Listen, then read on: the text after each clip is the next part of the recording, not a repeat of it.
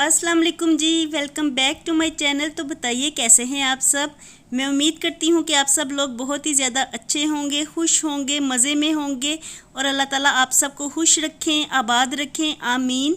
तो जी आज का व्लॉग मैं शुरू कर रही हूँ वहीं से जहाँ कल मैंने अपने व्लॉग का एंड किया था। तो इस वक्त रात का वक्त है और मैं डिनर बनाने की तैयारी कर रही हूँ। तो मैं कीमा फ्राई कर रही थी ऑयल में। तो मैं जब भी कीमा बनाती हूँ इसे थोड़ी देर के लिए ऑयल में फ्राई कर लेती हूँ और कीमा पकाने के लिए भी मैं ऑयल का इस्तेमाल कर रही हूँ।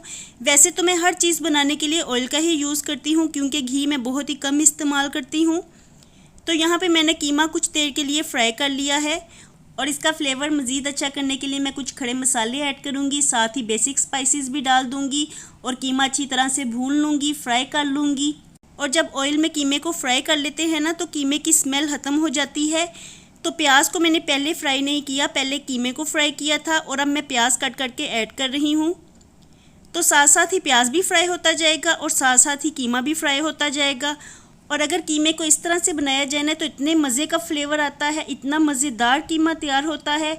आप कभी इस तरह से ट्राई कीजिएगा, आपको बिल्कुल ही डिफरेंट टेस्ट मिलेगा। तो यहाँ पे मैंने प्याज को भी फ्राई कर लिया है साथ ही। तो प्याज मैं 2 काट के ऐड करने लगी थी, तो थोड़ा सा प्याज मैंने बचा लिया है क्योंकि मुझे थोड़ा सा ज़्यादा ही लगा था। तो मैंने सोचा कि इसको हम वैसे ही कट करके साथ में खा लेंगे। और यहाँ पे मैंने लहसुन और अदरक को भी ऐड कर दिया है। और आजकल ना मैं लहसुन कूटने की बजाय इसको ग्रेट करके ऐड करती हूँ तो बड़े मज़े का फ्लेवर आता है, बड़ा ही डिफरेंट टेस्ट लगता है।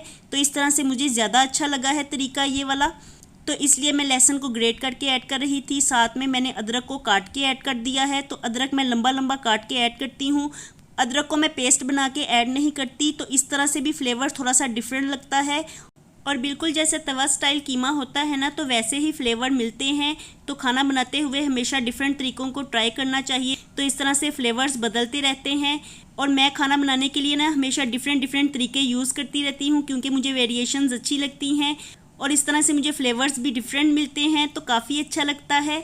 और अब मैं टमाटर का पेस्ट ऐड कर रही हूँ। तो मैं खानों में टमाटरों का पेस्ट ही ऐड करती हूँ क्योंकि जो टमाटर के छिलके होते हैं ना वो मुझे बिल्कुल भी अच्छे नहीं लगते खानों में। तो इसलिए मैं छिलकों को उतार के टमाटर का पेस्ट बनाने के बाद ही खानों में ऐड करती हूँ, क्योंकि अगर हम वैसे भी टमाटर ऐड कर देते हैं ना तो वो मोटे मोटे खानों में रहते हैं और बिल्कुल भी अच्छे नहीं लगते और ना ही उनकी ग्रेवी अच्छी तरह से बनती है। तो ये तरीका मुझे ज़्यादा बेस्ट रहता है। तो टमाटर ऐड करने के बाद मैंने ढक के खाना पकने के लिए रख दिया था और साथ ही मैं मटर भी निकाल लूँगी। तो जनाब आज मैं मटर कीमा बना रही हूँ और जैसे ही मैंने मटर निकालने शुरू किए तो मुर्तज़ा भी मेरे पास आ गया। तो ये ऐसे ही करता है, घर के कामों में मेरी हेल्प करवाता रहता है और इसे भी छोटे छोटे काम करना काफ़ी ज़्यादा अच्छा लगता है। तो बच्चों को हमेशा ही ऐसी आदत होनी चाहिए कि वो घर के कामों में थोड़ी बहुत हेल्प करवाया करें। इस तरह से बच्चों को काम करने की आदत भी पड़ जाती है और थोड़ी सी हमारी हेल्प भी हो जाती है। तो इतनी ज़्यादा हेल्प तो नहीं करवा रहा था, छोटे छोटे हाथों के साथ ही वो मटर निकाल रहा था और मटर निकालने की बजाय वो उनको उड़ा ही रहा था। तो बस वो इस तरह से ही करता है, ये उसकी आदत है। तो चलिए जी अब मैं जल्दी से आटा भी गूंद लेती हूँ साथ में, क्योंकि खाना तो बन रहा है। आटा मैं गूंद के फ्रिज में ठंडा होने के लिए रख लेती हूँ। तो आटा आजकल मैं जब भी गूंदती हूँ इसको छान के ही इस्तेमाल करती हूँ, क्योंकि बरसात का मौसम है तो छोटे छोटे कीड़े इसमें पड़ जाते हैं, सुसरियाँ पड़ जाती हैं, तो जिनको निकालने के लिए मुझे आटे को छानना पड़ता है। और मेरी अम्मी तो जब अपने घर में भी होती थी तो वो हमेशा ही आटा छान के इस्तेमाल करती थी और मैं पहले आटा ऐसे ही गूंद लिया करती थी। तो वो मुझे कहती थी कि आटा हमेशा छान के ही इस्तेमाल किया करो, इसमें सुसरियों के अलावा और भी छोटे छोटे पत्थर भी हो सकते हैं या और भी कोई ज़रे हो सकते हैं, तो इसको हमेशा छान के ही इस्तेमाल करना चाहिए। तो अब मेरी ये हैबिट ही हो गई है कि जब भी मैं आटा गूंदती हूँ तो पहले छान लेती हूँ, चाहे बरसात का मौसम हो या ना हो, अब मैं आटा छान के ही इस्तेमाल करती हूँ। और आटा गूंदते हुए ना मैं इसे थोड़ी देर के लिए पानी में भिगो के रख देती हूँ, फिर इसे 5 से 7 मिनट का या 10 मिनट का रेस्ट दे देती हूँ। इस तरह ये ठहर जाता है, सेट हो जाता है। फिर बाद में मैं इसे 2-3 मिनट के लिए गूंद लेती हूँ। बड़ी जल्दी आटा गूंद के मैं तैयार कर लेती हूँ इस तरह से। तो आटा मैं भिगो के रख रही थी, साथ में मैं खाना भी देख रही थी, इसमें चम्मच लगा रही थी, तो सारे काम इकट्ठे ही हो रहे थे और साथ में बच्चों के साथ बातचीत भी चल रही थी, गपशप हो रही थी। तो रात का वक्त इस तरह से ही गुजरता है, खाना बनाते हुए थोड़ी सी गपशप चलती है, मज़ा मजाक करते हैं, काफ़ी इंजॉय करते हैं। तो साथ साथ ही सारे काम चलते रहते हैं अल्हम्दुलिल्लाह। तो बस जी आटा गूंद लेने के बाद मैंने इसको फ्रिज में ठंडा होने के लिए रख दिया है, ताकि जिस वक्त मैं रोटियां बनाऊं तो आटा अच्छी तरह से सेट हो गया हो। क्योंकि जो आटा गूंद लेने के बाद थोड़ी देर रेस्ट पे रखा जाता है ना, तो उसकी बड़ी ही नरम रोटियां तैयार होती हैं। यहाँ पे कीमा भी अच्छी तरह से गल गया था। वैसे तो कीमा बड़ी जल्दी ही गल जाता है, भूनते भूनते ही कीमा गल जाता है, लेकिन मैंने इसमें थोड़ा सा पानी ऐड कर दिया था ताकि ये बिल्कुल भी कच्चा ना रहे। क्योंकि रात के वक्त में हमने ये खाना है तो बिल्कुल भी इसको कच्चा नहीं होना चाहिए। तो मैंने इसमें थोड़ा सा पानी ऐड कर दिया था ताकि ये अच्छी तरह से गल जाए। और अब मैंने साथ ही मटर भी ऐड कर दिए हैं। तो मटर ऐड करने के बाद थोड़ा ही टाइम लगेगा, कीमा हमारा बन के तैयार हो जाएगा। उतनी देर में मैं जो प्याज रखा हुआ था तो उसको कट कर रही थी। और प्याज कच्चा खाने में ना मेरी अम्मी को ज़्यादा अच्छा लगता है, मुझे थोड़ा सा कम अच्छा लगता है। लेकिन आज ये प्याज थोड़ा सा बच गया था तो मैं इसे काट लूँगी। और अगर खाने के साथ सैलड वगैरह बनाना हो ना तो मैं लंच में बनाती हूँ, डिनर में मैं कम ही सैलड बनाती हूँ। क्योंकि रात के वक्त मैं सैलड खाना पसंद ही नहीं करती, ना ही कोई घर में हमारे सैलड खाता है रात के वक्त में। क्योंकि बच्चे हैं तो बच्चों को सैलड खाना पसंद नहीं आता, वो दही ज़्यादा शौक से खाते हैं। इसलिए साथ में मैंने पुदीने वाली दही भी थोड़ी सी बना ली है। पुदीने वाली दही खाने में काफ़ी ज़्यादा अच्छी लगती है, सभी बहुत ज़्यादा पसंद करते हैं। तो इसलिए अक्सर खानों के साथ मैं पुदीने वाली दही बना लेती हूँ। और ये दही मेरे घर का जमाया हुआ था तो काफ़ी ज़्यादा दही मैंने ऐड कर दी। और जब इसमें पुदीने वाली चटनी डाली तो सारी दही किनारों की तरफ आ गई और बाहर गिरने लगी। तो मैंने अलहदा प्याली में दही को निकाल लिया है। तो दही तो तैयार हो गई है, साथ में कीमा भी तैयार हो गया है। और देखिए कीमा कितना मज़े का लग रहा है ना। इस तरह से बहुत ही मज़ेदार कीमा तैयार हुआ था, काफ़ी ज़्यादा मज़ा आया हमें खा के। और काफ़ी ज़्यादा इसकी खुशबू मेरे किचन में फैल गई थी।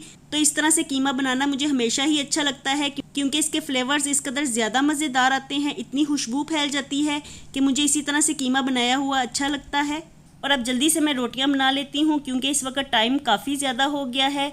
मैं जल्दी जल्दी रोटियां बना रही हूँ, सबको साथ साथ ही सर्व करती जा रही हूँ। और बच्चों ने खाना स्टार्ट कर दिया है, क्योंकि खाना तो गरम गरम ही हो तो अच्छा लगता है। ठंडा खाना तो वैसे भी खाया नहीं जाता, चाहे गर्मियाँ हों या सर्दियाँ हों, खाना मुझे गरम गरम ही खाने में अच्छा लगता है। और रोटी तो गरम गरम हो तो उसका मज़ा आता है, स्वाद आता है। और अगर सेहत के असूलों से देखा जाए ना तो रोटी ठंडी करके खानी चाहिए, लेकिन क्या किया जा सकता है जी, आदत हो गई है गरम गरम रोटी खाने की, तो इसलिए गरम गरम रोटी ही मैं खाती हूँ। ठंडी करके रोटी खानी मुझे अच्छी नहीं लगती। तो यहाँ पे रोटी बन के मेरी तैयार हो गई थी, सालन मैंने डाल लिया है, साथ में थोड़ा सा रायता भी डाल लिया है। अब मैं अपना मज़ेदार सा डिनर करने लगी हूँ अल्हम्दुलिल्लाह।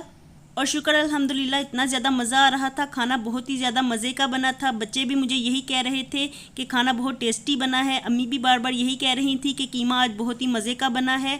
काफ़ी ज़्यादा मज़ा आया सबको खा के। तो आज मैं अपनी तारीफ़ आपको खुद ही से करके बता रही हूँ, अपने मुँह मियाँ मिट्ठू बन रही हूँ। लेकिन हकीकत में कीमा काफ़ी ज़्यादा मज़ेदार हुआ था, बहुत ही ज़्यादा मज़ा आया अल्हम्दुलिल्लाह। और अब इस वक्त मेरे पास थोड़ा सा टाइम फ्री था, डिनर करके हम लोग फ्री हो गए थे, टाइम थोड़ा सा फ्री था। तो मैंने सोचा कि इस टाइम को वेल करना चाहिए, थोड़ा सा मैं काम कर लूँ, ताकि नेक्स्ट डे के लिए मेरे काम थोड़े से कम होंगे तो मुझे ही फ़ायदा रहेगा। तो मैं जल्दी से आज डस्टिंग करके रख लूँगी, ताकि कल मॉर्निंग में मुझे डस्टिंग ना करनी पड़े। तो आधा मेरा काम आज ही ख़त्म हो जाएगा, तो नेक्स्ट डे के लिए मैं फिर थोड़ी सी फ्री हो जाऊँगी, जल्दी काम करके फ्री हो जाऊँगी। और इस तरह से थकन भी कम रहती है। जब आप थोड़ा सा काम पहले ही करके रख लेते हैं तो नेक्स्ट डे के लिए आपको काफ़ी आसानी हो जाती है। जल्दी जल्दी से मैं टीवी लाउंज की डस्टिंग कर लूँगी, क्योंकि सबसे ज़्यादा टाइम टीवी लाउंज की डस्टिंग पे ही लगता है। तो मैं इसकी डस्टिंग पहले ही करके रख लूँगी। रूम्स की डस्टिंग मैं साथ साथ ही करती जाती हूँ। जब मैं क्लीनिंग करती हूँ तो साथ साथ ही डस्टिंग कर लेती हूँ, या क्लीनिंग करने से पहले भी कभी कभार कर लेती हूँ। तो जब भी मुझे मौका मिलता है और जब भी जो टाइम फ्री मिलता है तो मैं उसमें कोई ना कोई काम कर लेती हूँ। इस तरह से मुझे ही सहूलत रहती है। और आजकल ना गर्मी भी बहुत ही ज़्यादा शदीद होने लगी है, काफ़ी दिनों से बारिश भी नहीं हुई, जिसकी वजह से गर्मी बहुत ही ज़्यादा बढ़ गई है, पसीने से बुरा हाल हो जाता है। दोपहर में हम लोग टीवी लाउंज में थोड़ी देर के लिए भी आते हैं तो इस कदर ज़्यादा पसीना आता है कि दिल चाहता है कि फ़ौरन ही जाके रूम में पंखे के नीचे बैठ जाएं। तो इसलिए मैं दोपहर में टीवी लाउंज की डस्टिंग नहीं करती, इवनिंग में करती हूँ, और आज मैं रात में कर रही हूँ। तो टीवी लाउंज की मैंने डस्टिंग कर ली है। इसके बाद कोई भी एक्स्ट्रा काम नहीं किया, क्योंकि रात काफ़ी ज़्यादा हो गई थी। थोड़ा सा टीवी देखा और उसके बाद हम लोग सो गए। और अब ये नेक्स्ट मॉर्निंग का क्लिप है। तो यहाँ पे मैं बच्चों के लिए ब्रेकफास्ट बना रही हूँ। और जब भी हमारे घर में कोई सूखी चीज़ बनती है, यानी कि जैसे आलू गोभी हो गई, आलू मेथी हो गई, कल मटर कीमा बनाया था, तो नेक्स्ट मॉर्निंग में हम इसके सैंडविच ही बना के खाते हैं। तो आज भी मैं बच्चों के लिए सैंडविच ही बना रही हूँ। तो अम्मी अपने लिए थोड़ा सा मटर कीमा गरम कर रही हैं, क्योंकि उनको तवे पे गरम करके खाना ज़्यादा अच्छा लगता है। माइक्रोवेव में जब भी मैं गरम करके देती हूँ तो अम्मी कहती हैं कि इस तरह से मज़ा नहीं आता, तो मैं तवे पे अपना सालन गरम कर लेती हूँ। तो अम्मी आज खुद ही अपना सालन गरम कर रही थी और फिर बाद में वो मुझे कहने लगी कि तुम मुझे प्लेट में डाल दो, मुझसे प्लेट में डाला नहीं जाएगा। और सालन के साथ अम्मी ब्रेड के स्लाइसिस ही ले रही हैं, तो मैं उनको यही दे रही थी डाल के। और कौन कौन मेरी तरह से चाय लवर है, किस किस को मॉर्निंग में चाय पीना बहुत ही ज़्यादा पसंद है। मैं ब्रेकफास्ट में चाय ज़रूर पीती हूँ, बल्कि साथ साथ चाय पीती हूँ, साथ साथ ब्रेकफास्ट करती हूँ। इस तरह से काफ़ी ज़्यादा मज़ा आता है और मेरी आंखें भी तभी खुलती हैं जब मैं चाय का बड़ा सा कप पी लेती हूँ, तो उसके बाद ही मुझे होश आती है। तो इसलिए साथ में चाय भी बना रही थी। यहाँ पे चाय बन के तैयार हो गई थी, तो मैं इसे कप्स में डाल रही थी। साथ में सैंडविच भी तैयार हो गए हैं, तो सैंडविच को मैंने अच्छी तरह से लाल कर लिया है। इसे काफ़ी देर के लिए मैं टोस्टर में ही रहने देती हूँ ताकि ये क्रिस्पी हो जाएं, अच्छी तरह से लाल हो जाएं। तो इस तरह से ही सैंडविच बने हुए मुझे अच्छे लगते हैं। सैंडविच बन के तैयार हो गए थे, अब मैं इसको कट कर लूँगी दरमियान से। और इस तरह से ब्रेकफास्ट में जब भी बच्चों को बना के देती हूँ तो काफ़ी ज़्यादा वो शौक से खा लेते हैं। बल्कि अगर मैं स्कूल में लंच बॉक्स में भी डाल के बच्चों को सैंडविच दे देती हूँ तो बच्चे शौक से खा के आते हैं। और बाकी के सैंडविच मैंने मेकर में लगा दिए हैं। यहाँ पे मज़ेदार सा ब्रेकफास्ट बन के तैयार हो गया है। ब्रेकफास्ट को एंजॉय करते हैं, साथ में चाय पीते हैं और साथ साथ सैंडविच भी खाते हैं। और आपसे मैं मिलूंगी दोबारा अपने नए व्लॉग में, एनर्जेटिक व्लॉग में। तब तक अपना बहुत ख्याल रखिएगा। दुआओं में मुझे और मेरी फैमिली को भी ज़रूर याद रखिएगा। थैंक्स फॉर वॉचिंग जी। अल्लाह हाफिज़।